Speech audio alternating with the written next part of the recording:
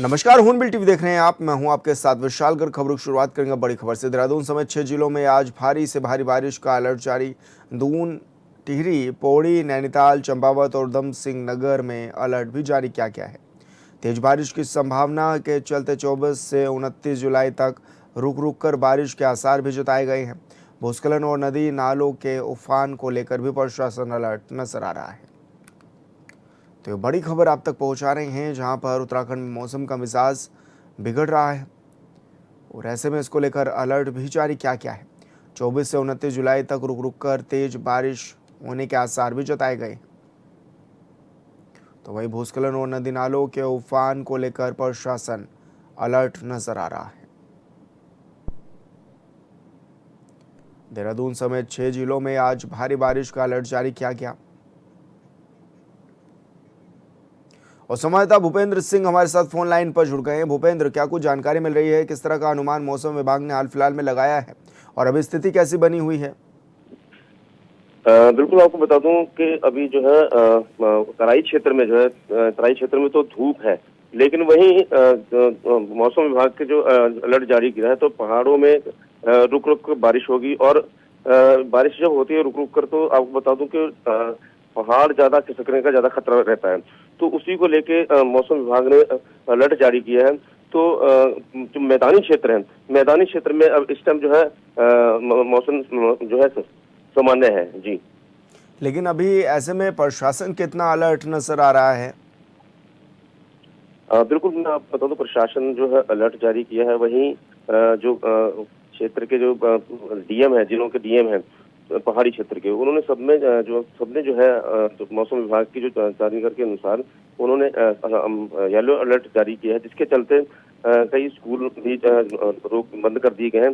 क्योंकि जो आपको पता है कि पहाड़ी क्षेत्र में जब पहाड़ खिसकते हैं तो बच्चों को काफी दूर पैदल जो स्कूल का सफर तय करना पड़ता है, तो काफी दिक्कतों का सामना करना पड़ता है। इसी को लेके जो प्रशासन है उसने ये जो है कदम अपनाया है जी। लेकिन भूपेंद्र, नदी नाले जो उफान पर हैं उसकी दृष्टि से भी क्या कुछ संवेदनाएं बरती जा रही हैं? लोगों से क्या कुछ अपील की जा रही है? बिल्कुल आपको बता दूं कि कई जगह जो है, जैसे रामनगर से हम ऊपर को जाते हैं मोहान की तरफ, और जो यात्रा है हेमकुंड साहिब की यात्रा है, मान सरोवर की जो यात्रा है, तो यहीं से शुरू होती है।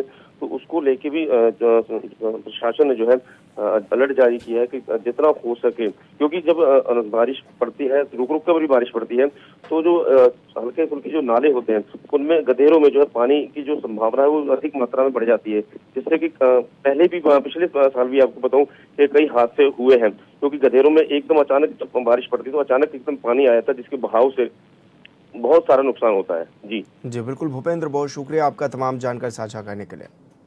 विकासनगर के लांगा स्थित अनिरुद्ध आश्रम में 2 दिवसीय अनिरुद्ध किसान सम्मेलन का शुभारंभ हुआ है।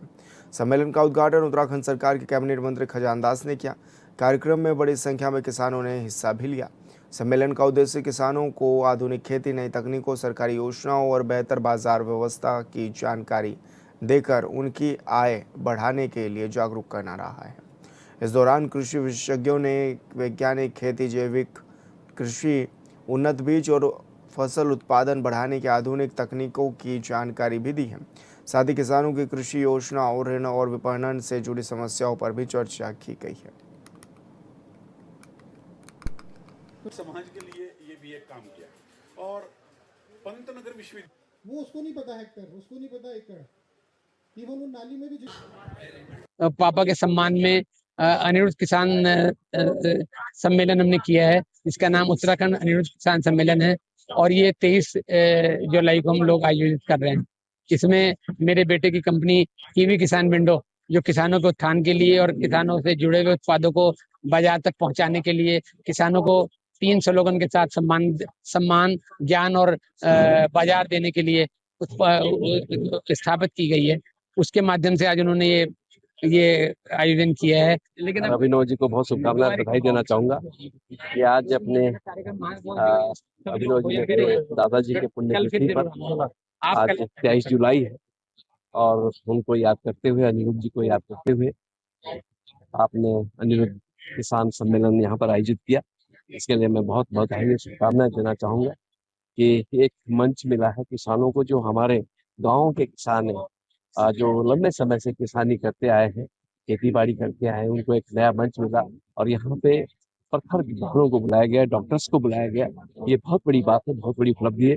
मैं अभिनव जी को और अमिताभ जी को बहुत बहुत बधाई और शुभकामनाएं देना चाहूंगा। किसान जो गांव में रहते हैं और किसान जो गांव में किसी भी खेती का किसी भी फसल का प्रोडक्शन जो करता है, जैसे अदरक है, दालें हैं, तो ये हमको बाजार तक पहुंचाने में इतना खर्च हो जाता है कि हमको इसका दाम और इसकी मेहनत हमको नहीं मिल पाती। तो इस मेले के माध्यम से अनिरुद्ध लाला जी ने किसानों का जो सहयोग किया है, सबसे पहले बात तो कई विभाग यहाँ पर पहुंचे हैं, जैसे किसकी किसान सम्मान निधि रुकी हुई है, ब्लॉक के चक्कर नहीं काटने पड़ते, कैंप में भी इसका समाधान नहीं होता, आजकल साइट खुली हुई है, तो कई विभाग यहाँ पे पहुंचे हैं, किसानों को ये फायदा मिला है।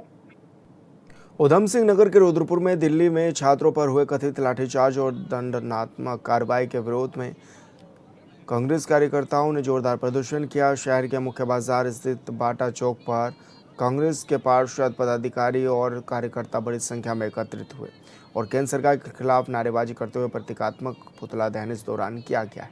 प्रदर्शन के दौरान कांग्रेस नेताओं ने आरोप लगाया कि अपनी मांगों को शांतिपूर्ण ढंग से उठा रहे छात्रों पर बल प्रयोग करना लोकतंत्र की मूल भावनाओं के खिलाफ है।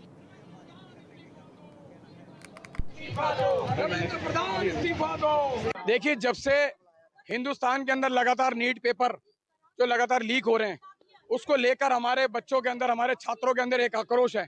उस आक्रोश को हमारी केंद्र सरकार ठंडा नहीं कर पा रही, जबकि धर्मेंद्र प्रधान लगातार शिक्षा मंत्री रहते हुए भी इतने वर्ष हो गए धर्मेंद्र प्रधान को, एक भी नीट की पेपर आपने उसको सफलपूर्वक नहीं करवा पाए।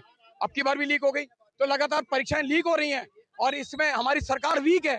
तो जो जो जो जो हमारा भविष्य निर्धारित कर पा रही सरकार, उस सरकार को रहने का कोई हक नहीं है। आज हमारे कांग्रेस पार्टी के लोगों ने, छात्रों, बच्चों ने यहाँ पर अभी एक केंद्र सरकार का पुतला जलाया हम लोगों ने। हम चाहते हैं कि केंद्र सरकार को इस्तीफा देना चाहिए, धर्मेंद्र प्रधान को इस्तीफा देना चाहिए।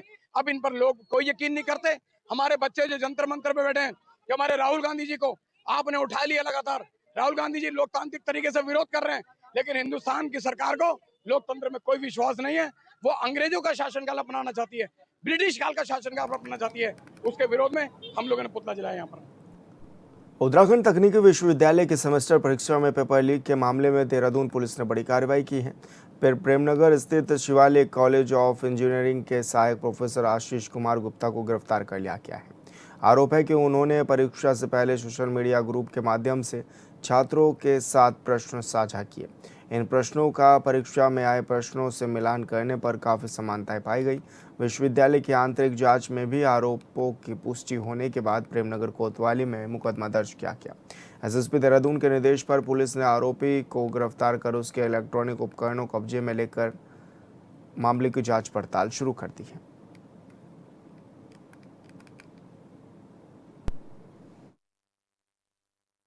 दिनांक 23/7/26 को उत्तराखंड तकनीकी विश्वविद्यालय के परीक्षा नियंत्रक डॉक्टर विनय कुमार पटेल के द्वारा थाना प्रेमनगर पर एक लिखित तहरीर दी गई, जिसमें उनके द्वारा बताया गया कि विश्वविद्यालय को एक ईमेल प्राप्त हुआ, जिसमें ये बताया गया था कि दिनांक 8/7/26 को जो परीक्षा आयोजित की गई थी, उसमें जो प्रश्न पत्र में जो क्वेश्चन पूछे गए थे, वो क्वेश्चंस जो हैं पहले ही आशीष कुमार गुप्ता, जो कि शिवालिक इंजीनियरिंग कॉलेज में सहायक प्रोफेसर के पद पर नियुक्त थे, उनके द्वारा कुछ छात्रों को व्हाट्सएप के माध्यम से दे दिए गए थे। इसके संबंध में विश्वविद्यालय के द्वारा आंतरिक जांच समिति का गठन किया गया और आंतरिक जांच समिति के द्वारा भी यह पाया गया कि आशीष कुमार गुप्ता के द्वारा अपने आप को अनुचित लाभ पहुँचाने के उद्देश्य से कुछ प्रश्न पत्र जो है छात्रों को दे दिए गए थे। इसके संबंध में थाना प्रेमनगर पर अभियोग पंजीकृत किया गया और विवेचना प्रारंभ की गई।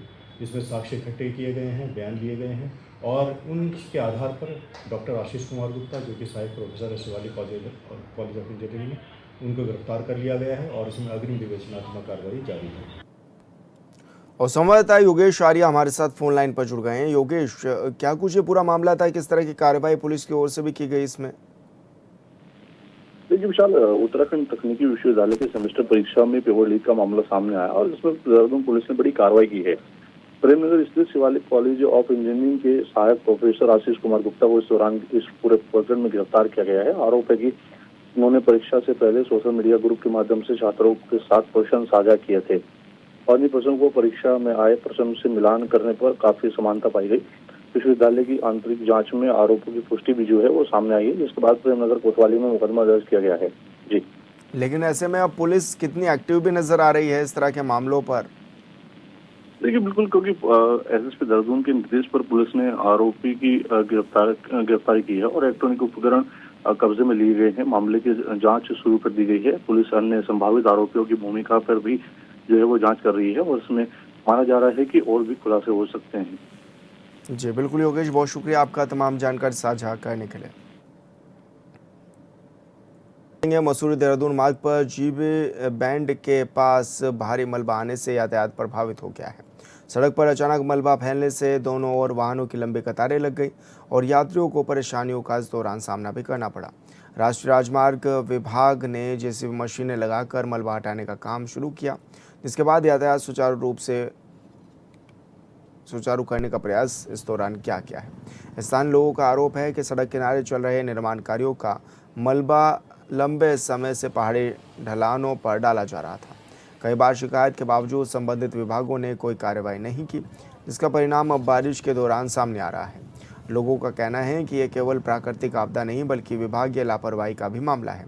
पर्यटन सीजन के बीच बार बार सड़क बंद होने से स्थानीय व्यापार, होटल व्यवसाय और पर्यटकों की मुश्किलें बढ़ रही हैं।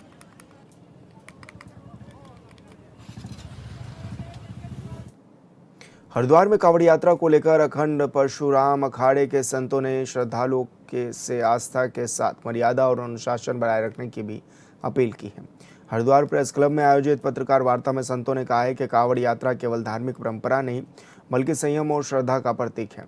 उन्होंने यात्रा के दौरान तेज आवाज वाले डीजे से बचने, धार्मिक गरिमा बनाए रखने और किसी भी तरह के नशे और हुड़दंग से दूर रहने का आग्रह किया है।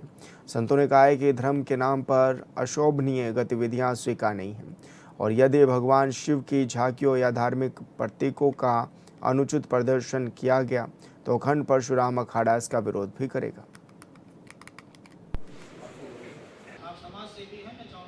ये देखिए कि हमारे धर्म का पर्व है कांवड़ यात्रा।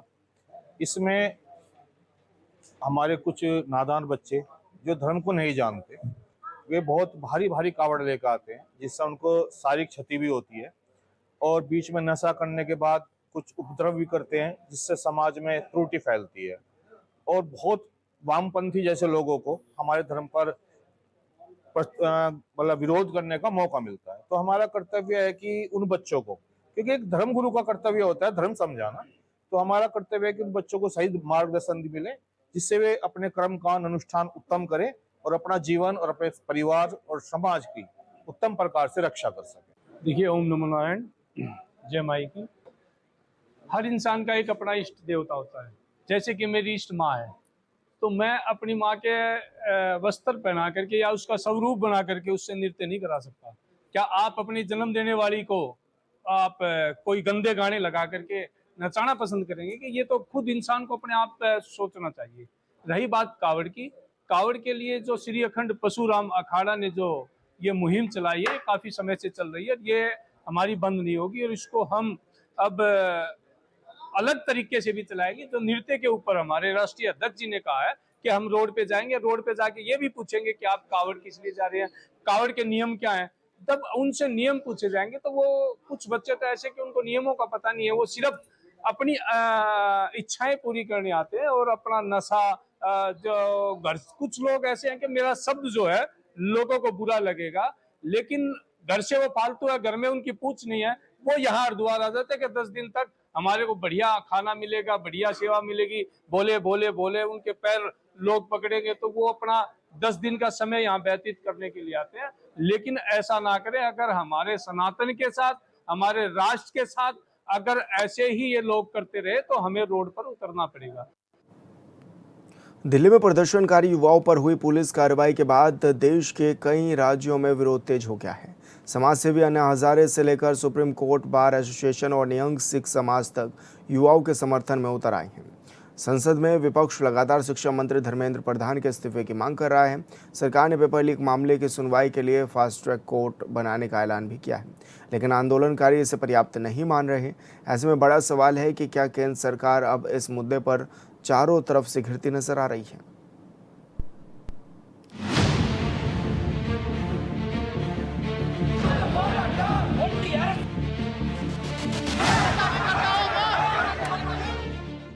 दिल्ली के जंतर मंतर से उठी युवाओं की आवाज अब पूरे देश में गूंज रही है। देश के अलग अलग शहरों की तस्वीरों के जरिए समझा जा सकता है कि लोगों में कितना आक्रोश है। पेपर लीक से नाराज युवा लगातार सड़कों पर प्रदर्शन कर रहे हैं। दिल्ली में प्रदर्शन के दौरान पुलिस कार्रवाई की तस्वीरों ने आंदोलन को और तेज कर दिया। अब उत्तराखंड, उत्तर प्रदेश, राजस्थान, बिहार, हरियाणा समेत कई राज्यों में छात्र और युवा संगठन के साथ पार्टियों के कार्यकर्ता प्रदर्शन कर रहे हैं। युवाओं की मांग साफ है कि पेपर लीक के लिए जिम्मेदार लोगों पर सख्त कार्रवाई हो और शिक्षा मंत्री धर्मेंद्र प्रधान नैतिक जिम्मेदारी लेते हुए इस्तीफा दें। मोदी जी को बाकी चीजें समझ में आती है, उनको बस वोट की भाषा समझ में आती है, बस वोट्स की भाषा समझ में आती है। तो मैं सिंप्लीफाई करके बता देता हूँ, अगर एक स्टूडेंट पर लाठी चलेगी तो उसके घर पर ना उसके माँ बाप आपको वोट देंगे, ना उसके भाई बहन उसको वोट देंगे। तो एक स्टूडेंट पर लाठी चलेगी तो 4 वोट कम होंगे।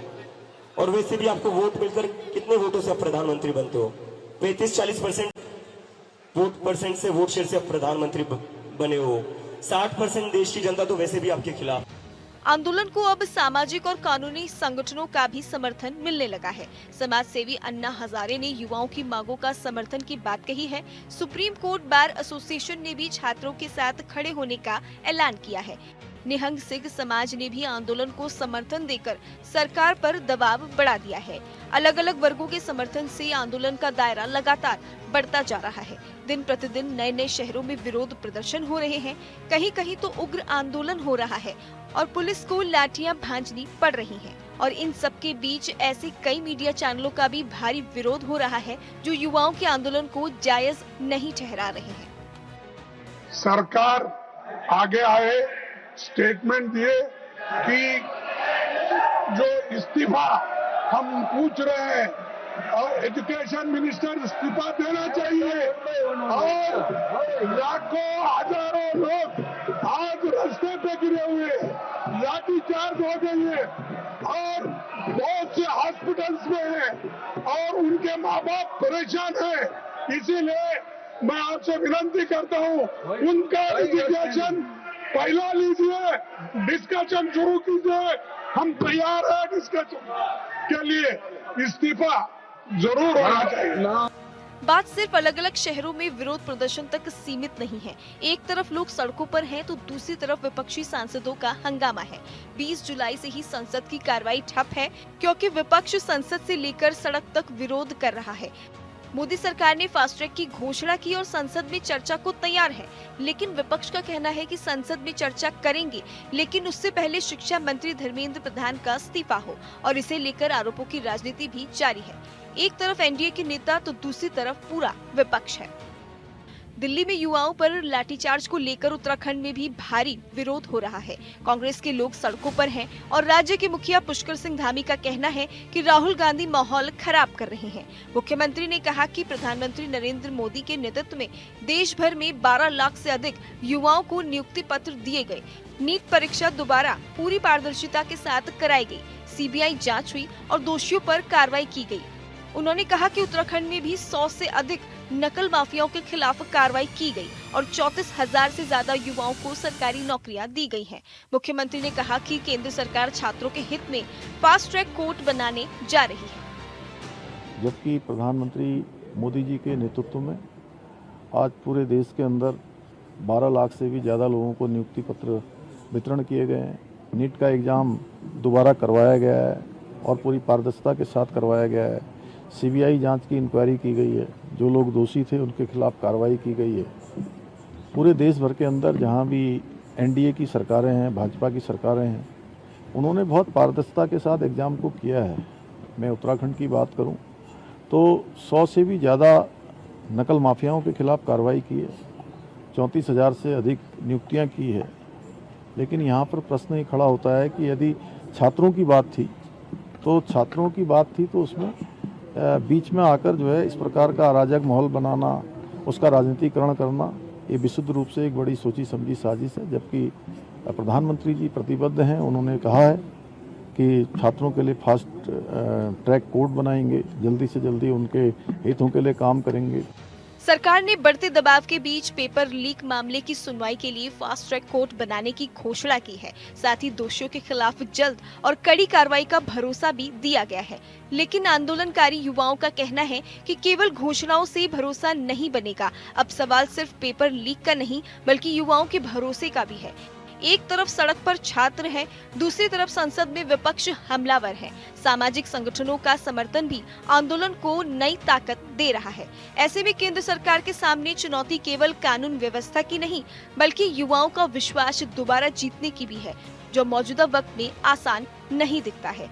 आगे सरकार का क्या कदम होगा ये कहना तो मुश्किल है, लेकिन ये तो साफ है कि देश भर में युवाओं में अब भारी आक्रोश है। Bureau report, hornbill TV.